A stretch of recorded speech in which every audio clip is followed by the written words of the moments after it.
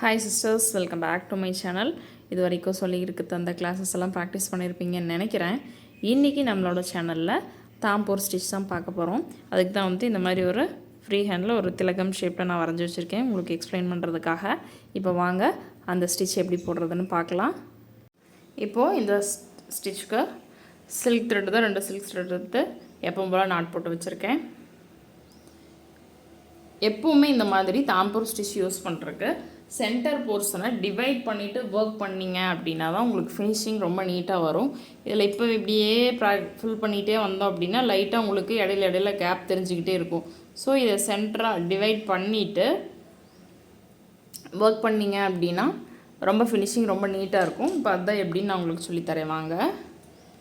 இப்போது இந்த டாப்லேருந்து நம்ம எடுக்கிறோம். இந்த கார்னர்லேருந்து எப்பையும் போல் ஆப்போசிட்டில் ஒரு லாக் வச்சுட்டு நம்ம ஸ்டார்ட் பண்ணலாம். தாம்பூர் ஸ்டிச்சை பொறுத்த வரைக்கும் செயின் ஸ்டிச் ரொம்பவே சின்னதாக போடணும். அதாவது செயின் ஸ்டிச்சை நெருக்கமாக போடுறோம், அதுதான் தாம்பூர் ஸ்டிச். சரிங்களா? குட்டி குட்டி செயினாக போட்டுட்டு சொல்கிறேங்க.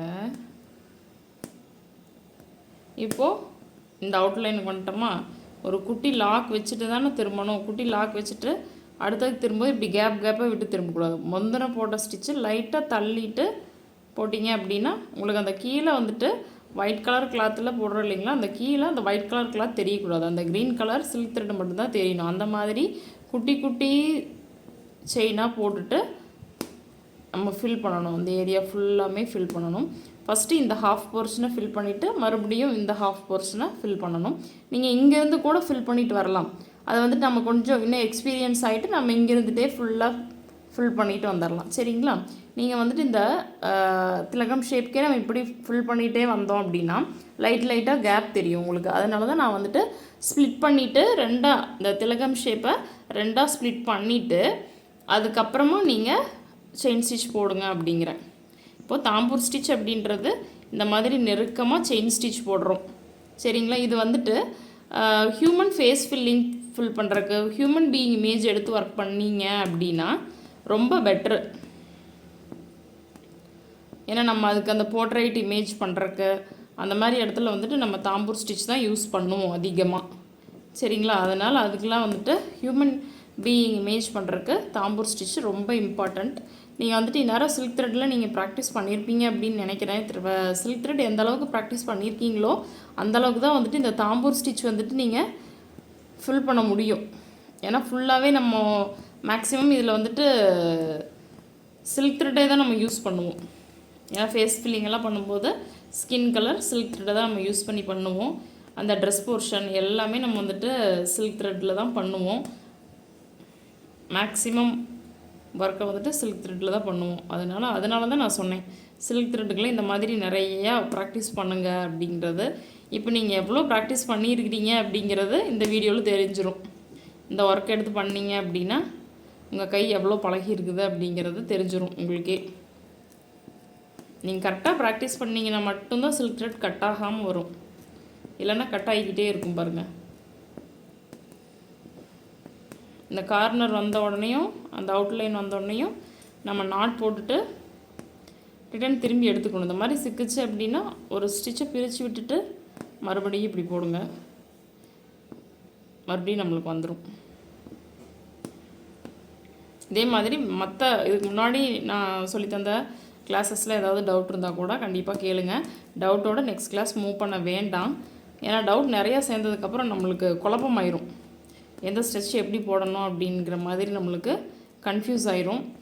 கற்றுக்கிட்டதுக்கே ஒரு அர்த்தம் இல்லாமல் போயிடும். எல்லாருமே ஃப்யூச்சரில் நிறைய டிசைன்ஸ் பண்ணி வைங்க. ஃப்யூச்சரில் ஆல்பம் எப்படி பண்ணணும் அப்படின்றதையும் நான் சொல்லி தந்துடுவேன். கடைசியாக பேசிக் லெவல் முடித்ததுக்கப்புறம் பேசிக் லெவல் ஆல்பம் எப்படி பண்ணுறதுங்கிறத நான் சொல்லித்தரேன்.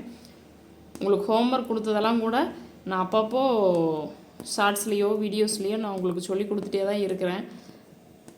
ஏன்னா நீங்கள் போட்டது கரெக்டாக இருக்குதாங்கிறது தெரியணும் இல்லைங்களா? அதனால் நான் சொல்லி கொடுத்துட்டே தான் இருக்கிறேன். எல்லோரும் போட்டிருப்பீங்க, நீங்கள் போட்டது கரெக்டாக இருக்கும்னு தான் நான் நினைக்கிறேன். இன்கேஸ் தப்பாக இருந்தாலும் ஒன்றும் பிரச்சனை இல்லை. நான் மாற்றி போட்டேன் சிஸ்டர், இன்னொரு டைம் போடுறேன் அப்படின்னு கமெண்ட் பண்ணுங்கள். கமெண்ட்ஸை யாரும் பண்ணுறதில்ல. புரிஞ்சாலும் கமெண்ட் பண்ணுங்கள், புரியலைனாலும் கண்டிப்பாக கமெண்ட் பண்ணுங்கள். அப்போ தான் எனக்கு தெரியும் உங்களுக்கு புரிஞ்சுதா புரியலையா அப்படின்றது.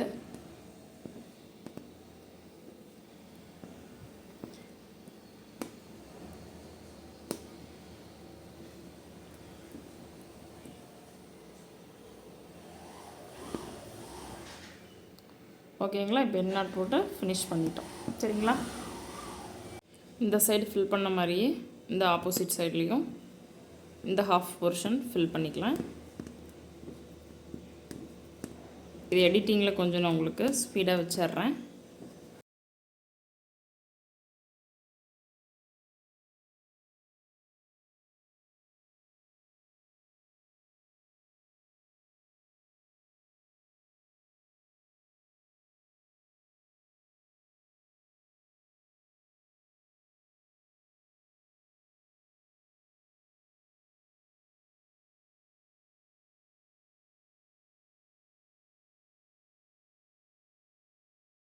இந்த திலகம் ஷேப் வந்து நம்ம ஃபுல்லாகவே கம்ப்ளீட் பண்ணிட்டோம். இப்போ பார்த்தீங்க அப்படின்னா மேலே வந்துட்டு ஜரியில் வந்துட்டு அவுட்லைன் கொடுக்கலாம், அப்படி இல்லைன்னா கான்ட்ராஸ்ட் கலரில் அவுட்லைன் கொடுக்கலாம், அப்படி இல்லைனா இதே கலர் சில்க் த்ரெட்லேயும் நம்ம அவுட்லைன் கொடுக்கலாம். சரிங்களா? இப்போ நான் ஃபில் பண்ணியிருக்கேன் பார்த்தீங்களா, உள்ளே வந்துட்டு அந்த ஒயிட் கலர் கிளாத்தே தெரியாத அளவுக்கு க்ரீன்லேயே ஃபில் பண்ணியிருக்கேன் பார்த்தீங்களா. இந்த மாதிரி தான் ஃபில் பண்ணணும். இதுமாரி தான் தாம்பூர் ஸ்டிச்சு. அந்த செயின் ஸ்டிச்சை ரொம்பவே நெருக்கமாக போடணும், அதான் தாம்பூர் ஸ்டிச்சு. இப்போ வந்துட்டு நான் க்ரீன் கலர்லேயே வந்துட்டு அவுட்லைன் கொடுக்குறேன். இந்த சில்க் த்ரெட்லேயே நான் உங்களுக்கு அவுட்லைனும் கொடுத்து நான் உங்களுக்கு காமிச்சிடுறேன்.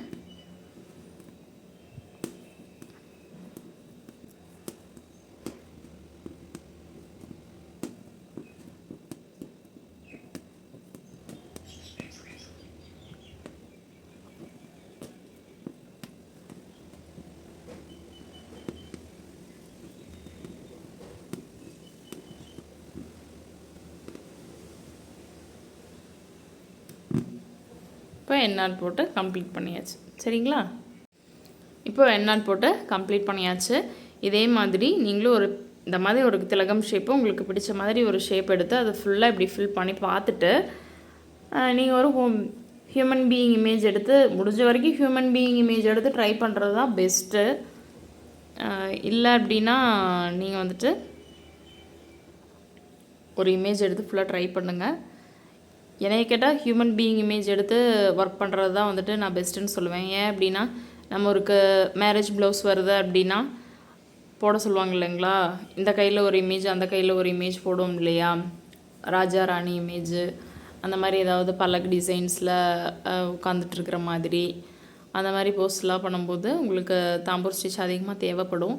அதனால தான் நான் சொல்கிறேன் ஹியூமன் பீயிங் இமேஜ் எடுத்து பண்ணிங்க அப்படின்னா உங்களுக்கு பெஸ்ட்டாக இருக்கும், நம்ம அதை கற்றுக்கிட்ட மாதிரியே இருக்கும் அப்படின்றதுனால. டவுட் இருந்தால் கமெண்ட் பண்ணுங்கள், நான் அதுக்கான ரிப்ளை வீடியோ கண்டிப்பாக கொடுப்பேன். டவுட்டோட நெக்ஸ்ட் கிளாஸ் மூவ் பண்ணாதீங்க. நெக்ஸ்ட் கிளாஸில் பார்க்கலாம். Bye bye.